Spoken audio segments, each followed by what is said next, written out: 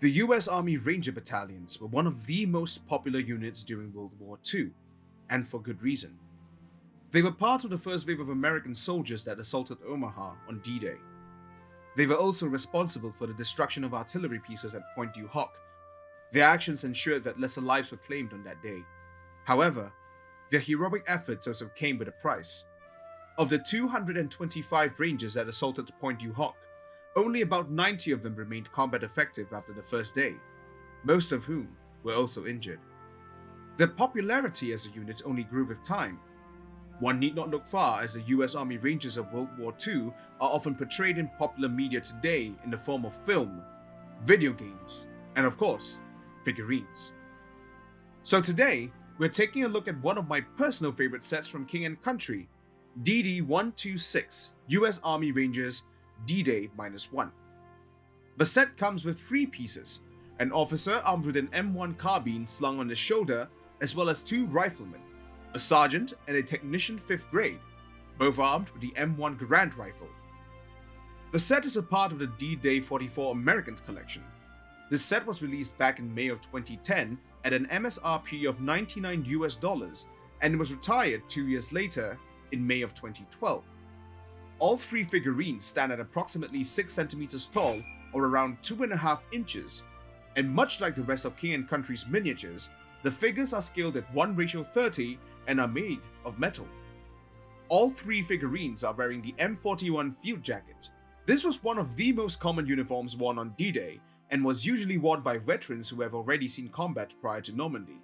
All 3 Rangers have the iconic Ranger diamond on their right shoulder, and the 2 riflemen have additional insignia as well. On both sides of their shoulders, they had their respective rank patches sewn onto their uniforms. The Technician 5th grade rank, also known as the Technical Corporal, was part of a series of ranks that were issued in 1942 through to 1948.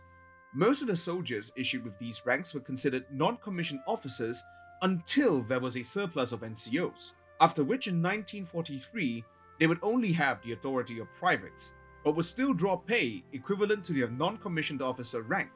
For example, this soldier would draw the same amount as a corporal. The trousers they are wearing differs from one another. The officer is adorned with the herringbone twill or HBT trousers, while the other 2 are wearing the M1937 wool trousers. To determine which is which, one only needs to look for cargo pockets on the trousers. If it is present, they are HBTs, and if they aren't, they are most likely the M1937s. As for their footwear, they are all wearing the rough-out service boots, with the M1936 leggings wrapped on top. The M1936 leggings serves as a height extension for the boots, so that soldiers can blouse their trousers and prevent foreign objects from entering. All 3 of them are wearing an M1 helmet with a net cover. The net was often used as it can reduce the helmet's glare and shine when it's wet. Burlap scrim was also often ran through it for additional camouflage. Now you're also probably wondering how I know that this soldier here is an officer. Well, he has a white 6-inch by 1-inch line painted on the back of his helmet. The line was used to denote that the wearer is an officer. NCOs would have a white 1-inch by 6-inch mark painted instead. However, I'm not entirely sure what the officer's rank is, as he doesn't have it pinned on his collar or painted on his helmet. Officers would often remove their rank markings and badges when in combat, as they do not wish to be picked off by snipers, which may be the case here as well. Moving on to their vests, all 3 of them are wearing the D-Day Assault Vest, which was an experimental piece of equipment meant to replace and upgrade the webbing used then. However, it was met with poor reception due to how it restrained movement and did not effectively distribute the weight of the user's equipment. Most users preferred the old webbing gear, and hence, the D-Day Assault Vest was never further issued after the Normandy landings. On the chest is another unique equipment issued on D-Day. It is the rubberized M7 gas mask bag holding the newly improved but extremely bulky M5 gas mask. By the end of D-Day, most of the soldiers had abandoned these gas masks, and one would find the beaches littered with the rubberized bags. However, some soldiers did keep the bags so that they can utilize the waterproof feature for their more water-sensitive equipment. Furthermore, the officer is wearing a gas brassard, which was a special piece of paper that would change in color when it came into contact with chemical agents.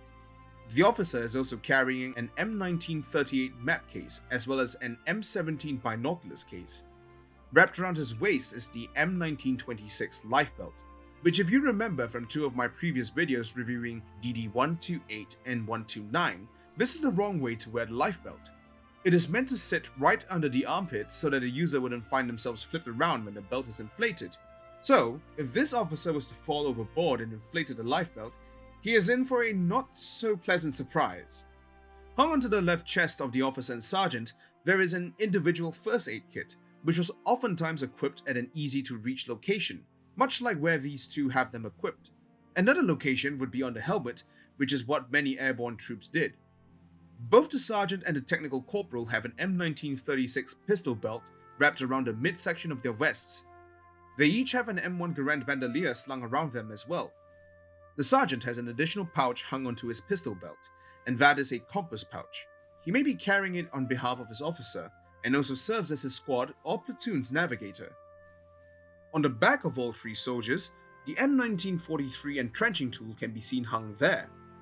It was meant to replace the M1910 shovel, which pales in comparison, as the M1943E tool is more compact, and it folds into a hoe or a pick, on top of already being a shovel. Both riflemen also have an M1 bayonet and M7 scabbard slotted into the rear top pack. On their waists, the three soldiers have an M1910 canteen with cover attached. I really love how King & Country added variations to where the canteen is placed, and it really adds to the characteristics of each individual miniature. May I also add that the officer has a sneaky pistol holster hidden below his vest.